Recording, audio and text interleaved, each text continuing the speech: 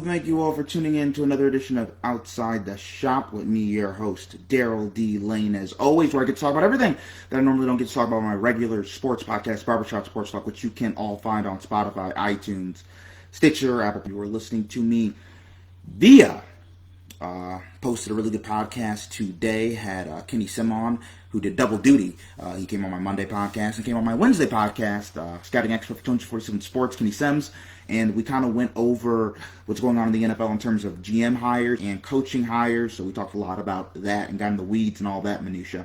Also, towards the end of the podcast, 52-minute mark for NBA fans out there, I had my friend Scotty Johnson on, and we talked a lot about the NBA, just kind of what's going on with all of that, and even how the NBA is handling COVID. Now, we've got a lot to discuss today on this show. Number one, James Harden traded to the Brooklyn Nets. This is really crazy. Though before I get to that, I do want to say this. So we're gonna have a team with James Harden, Kyrie Irving, Kevin Durant. Now, and Karis LeVert, not Karis LeVert, Spencer Dinwiddie. We're gonna have all four of those guys on the same team. Only so many balls to go around. Those are a lot of balls. That's a lot of wealth you have to share. That's not easy. That's not easy. Excuse me, it's Karis LeVert, not Spencer Dinwiddie they're keeping. I always get those two confused. That's a lot of balls to go around. And the best guy that is suited to play off the ball is Kevin Durant. And Kevin Durant's the best player on the team, so you don't want Kevin Durant playing off the ball. That's not really how you want to make an organization work. And you have guys, Kevin Durant, Kyrie, James Harden. None of them are what I would call leaders. So Steve Nash, my guy, you have your work cut out for you. You are going to be dealing with a lot of crazy, a lot of BS, but you want to know what? That's why they hired you. I personally would have preferred a Ty Lue, a guy that's good at managing the egos. He's worked with LeBron, who can be a little bit of a problem sometimes. He's worked with Kyrie. He's even worked with Kevin Love, who's had his own issues. And just JR, guys like that, and he's dealt with those type of guys. So I think he would have been really quick to handle this Brooklyn Nets situation, but he's obviously not the pick. So God bless Steve Nash. Hope he can make it work. Now with Harden, sometimes she just doesn't want you guys.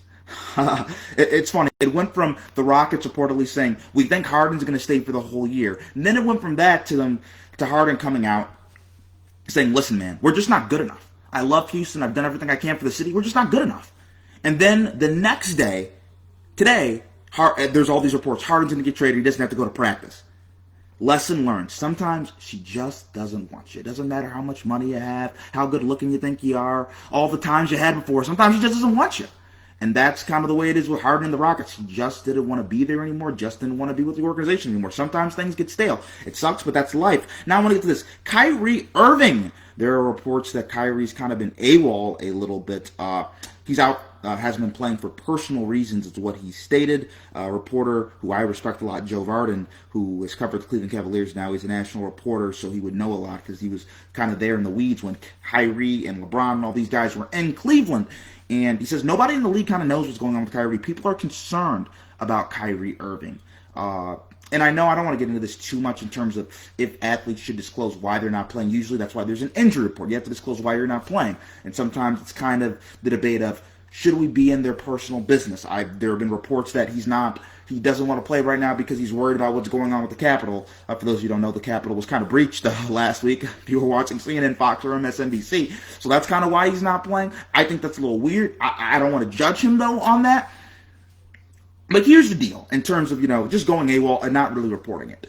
There are a lot of jobs in this world that you can make a lot of money for and not have your business or why you're not playing or doing something out there. And people might say, just because he's a professional athlete doesn't mean he's entitled to privacy. And I would say this. There are a few jobs in the world where you can be really rich and have a nice living, have a nice house, support for your kids to go to nice school, have life-changing wealth. I'm thinking about businessmen and women. I'm thinking about lawyers. I'm thinking about doctors. None of us care. They all make a lot of money, and nobody cares what they do on the off time, why they don't come into work one day. But if you are a professional athlete, a musician, an entertainer, an actor or actress, people care because you're in front of them all the time. So Kyrie has to deal with that, and I think we need to know what is going on with Kyrie. Is it just family related? You don't have to get into specifically what it is. You can just say if it's the Capitol. Don't let people report it. Just say why you are not there, why you are not playing. Because he's getting paid $30 million a year. He's getting paid $30 million a year. I think there's an explanation owed, right? There's an explanation owed. NBA bubble issues, NBA issues with COVID. a lot of issues going on. There's been a lot of games postponed, not being played. I think that the NBA is in for some trouble. It works in the NFL, it works in college football because there's one game a week. There's 50-something guys on a team. There's like 80-something in college. You can plug and play guys just like that. NBA, there's 3 games in 5 nights. And I think Adam Silver and them were kind of like, we can work through this, but it's kind of like, what the hell did you think was going to happen? Did you not think that you would run into these issues? And then apparently there's a Board of Governors meeting yesterday. And during the Board of Governor meeting, what came out was there are new rules. For example, players can't talk before and after games where they could before. They can't bring family and friends to their hotel rooms where they could before because they had to isolate in their hotel rooms. And George Hill comes out and says, so we can sweat on each other for 48 minutes, but we then can't talk after the game. That's BS. And I agree, it is BS. And I think the NBA is going to have to find a way to deal with this because it's not an easy job for Adam Silver. But everybody bills Adam Silver as the best commissioner in sports, so figure it out, Adam. Andre Johnson urges Deshaun Watson to stay firm on his reported trade request, says the Texans waste talent. Now, when a former player from your organization comes out in such disdain and such disrespect to the organization and says, they're a waste of time. You know, they waste your talent. They wasted my talent. Andre Johnson, at one point in time, was the top 3 wide receiver in the NFL. It was Andre Johnson, it was Calvin Johnson, it was Larry Fitzgerald. And about the 2010 to 2015, those are the guys, right? Those are the guys in the league. And for him to say that doesn't speak well on the Houston Texans organization and what they stand for and what they've been building, that he would say that and give that type of advice to Deshaun Watson. It does not speak well on the Houston Texans at all. So I think things are headed for trouble with Houston. When you can't have even your former players vouch for you, then you have issues. If you look at the Bills, right? I'm a Bills fan. Jim Kelly. Could you ever imagine Jim Kelly telling Josh Allen, hey, buddy, don't resign with Buffalo. They're a bad organization. They waste talent. And Buffalo has not been the best organization for the last 20 years. For the better part of 20 years, they've been an awful organization. But you still don't see former players come out and say that. And you want to know why? Because it's respect for the organization, respect for the fans. And the fact that Andre Johnson says that, it tells you all you need to know about the Houston Texans as an organization. Now, speaking of the Buffalo Bills, the Ravens are coming to town. And there's reportedly a 40% chance of snowfall that's going to happen during the game. The game's going to be on Saturday. I think it's a late night game. And Lamar was asked about it because he's from South Florida, hasn't dealt with snow in his life. He said he had snow once when he was at Louisville, and he said he had a snowball fight. But he hopes it doesn't happen on Saturday when the Bills play the Ravens. I think that if there's snow, it's obviously going to be an added advantage for the Bills. Lamar, being from South Florida, he's used to playing games on the weather scale to maybe in 100-degree heat, not used to playing games in a snowstorm. With reportedly, I think it's going to be like 1 inch of snow, something crazy like that. So I definitely think it'd be an advantage for the Bills and the Baltimore Ravens. Their passing attack isn't very good in normal conditions, right? We saw how pedestrian, how mediocre it was against the Tennessee Titans. How's it going to be against the Buffalo Bills with a better pass defense than the Titans in bad weather?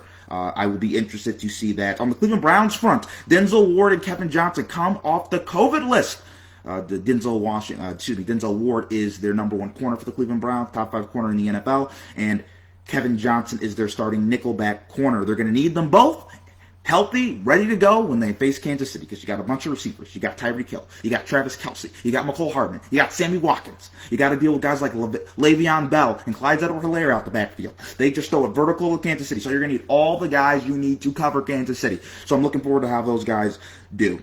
And Juju Smith-Schuster, there's reports on the Pat McAfee, his radio show that that Juju wanted to leave Pittsburgh because he wanted more TikTok views. And he wanted to be in a bigger market like with the New York Jets, New York Giants, Los Angeles Rams, Chargers, and Juju denied that. But here's what I do want to say about Juju. Lately, he's been a lot of talk and not a lot of bark. He danced on the Bills logo, then he got embarrassed for doing it. He talked crap about the Cleveland Browns, then he got embarrassed again. Juju is, here's what I'm going to say. Juju is becoming one of the most overrated guys in the NFL.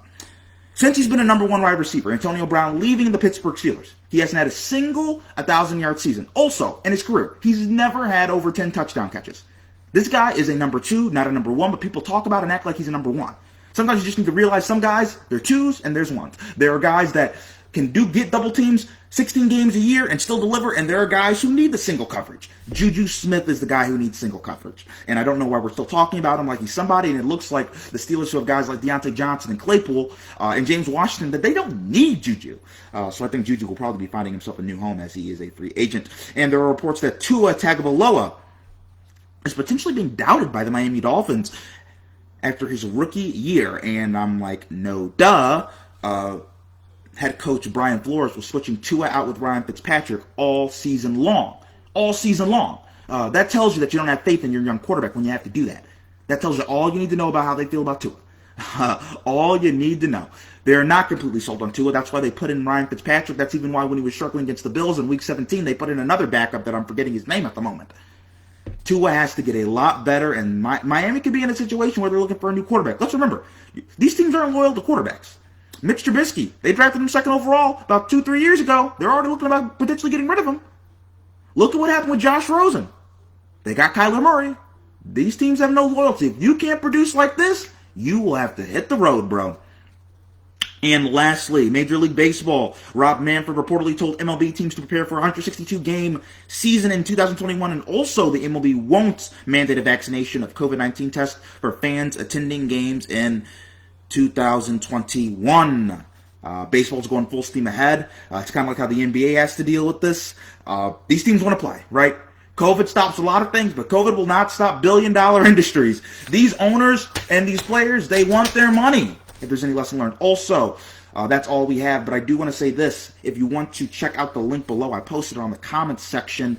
On the link, it's to one of the clips that I posted from my podcast that I did with Kenny, and it's how the Cleveland Browns can slow down the Kansas City Chiefs offense. And Kenny gives a very detailed and I think a very good schematic answer about how the Cleveland Browns can do some things to slow down Patrick Mahomes in this Kansas City Chiefs offense. So definitely check out that link and subscribe to the YouTube channel, Daryl Lane. I appreciate that. And thank you, everybody, for tuning into this episode of Outside the Shop. Have a great day and God bless.